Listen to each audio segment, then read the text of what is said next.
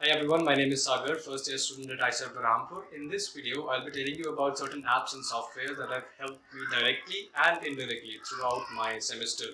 And the link for all these apps and softwares are in the description. Some of them are paid, but you know how to get around that.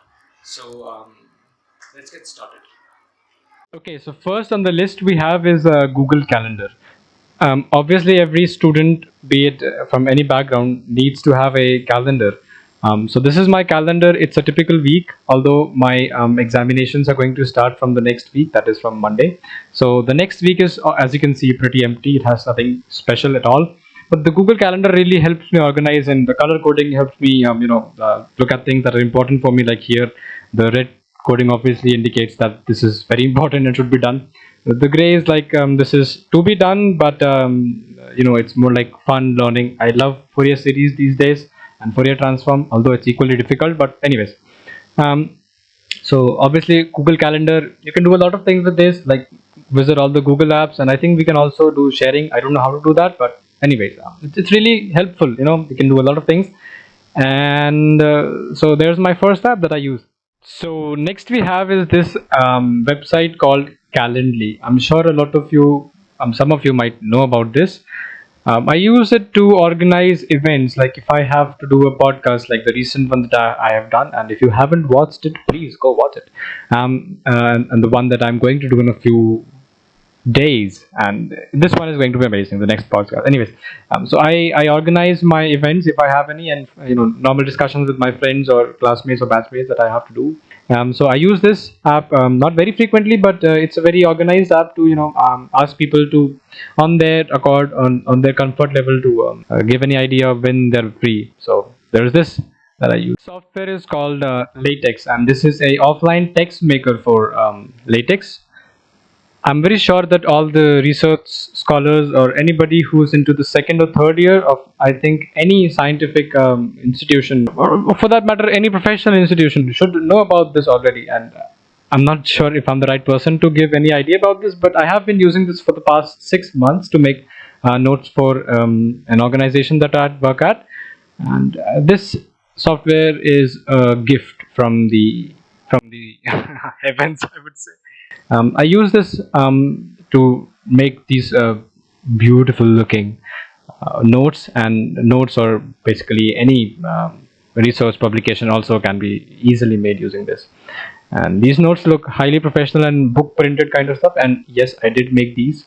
Some photographs are obviously taken from certain books, and I can't make all the photographs, but yeah, these notes are extremely professional looking. As you can see, I don't want to brag about anything, but if you're a student and you're going to move forward into the into the student community or scientific community, then you've got to use latex at some point of time.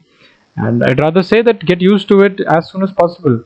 So yeah, I use this quite often. The next software, or I should say a programming software that I use, is Wolfram Mathematica. And again, I'm very sure that every student or every senior that is in the second year or the third year or PhD or anywhere after me is definitely using this. I got to know about this from my physics professor, and this software is, after MATLAB, is the most I would say elegant programming software, because in some senses this is better than MATLAB. For one reason is that MATLAB uses a lot of space on my system. That too. So I use this right now. I'm using it to calculate the Fourier series. Again, I said I have a long-lasting love for Fourier series right now. um, this software is again something that I use quite extensively these days, because I'm still in the learning phase, but it's rather hands-on. You can easily start learning it, and it's not that difficult. I mean, it's rather nice. I would recommend anybody who's into mathematics or physics to give it a try at least once. Yeah, so there's that. It called Geodebra is a kind of a substitute for people who don't have a working knowledge of Wolfram Mathematica or MATLAB. I used this before I knew about either of the two, and I really liked it because it was hands-on. It was easier to solve a few things that I could not solve using my simple pen paper. It gives a nice option to for 3D geometry. A lot of calculators are there, and it's really nice. And I would say, like I said, it's a substitute for Mathematica or MATLAB. So if you don't want to learn Mathematica or MATLAB right now, you can definitely try this if you're into analytical geometry, or if you're calculating anything that has a 3D plot or Cantor plot. So yeah, there I use this also if I am not willing to use either of the two. Now, as I understand that this site needs barely any introduction, a lot of us have already used it quite extensively in our class 8th or ninth. I used it, but I can kind of got lost in class 10th and 11th and 12th also. But came back to it to understand a few concepts that I could not find on YouTube. So I use Khan Academy to understand certain biological concepts. Like if I'm studying biology and I can't find something on YouTube, and I can't get in touch with my professor or my friends, then I come to Khan Academy to just serve that topic in a rather more explicit way, or so I use Khan Academy to if you're going to check out something that you want to learn something from, again, on any platform, I would recommend go to Khan Academy. Again, none of this is sponsored, obviously. So I think that's the end of this video. And if you gathered any information that has helped you out in any way whatsoever, so please like or share. I mean, you can do both, but I'm giving you a choice there. And subscribe.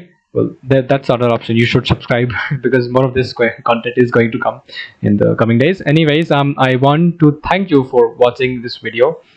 If it has been lengthy, I recommend that you can, whenever you're watching any other video, you can just speed it up to save time.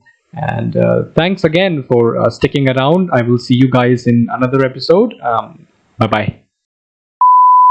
Oh, I forgot my line. Hi everyone, my name is Sagar, first year. Okay, it's really hard, Do, do, do, do, do, do, do, do, do, do, do, do.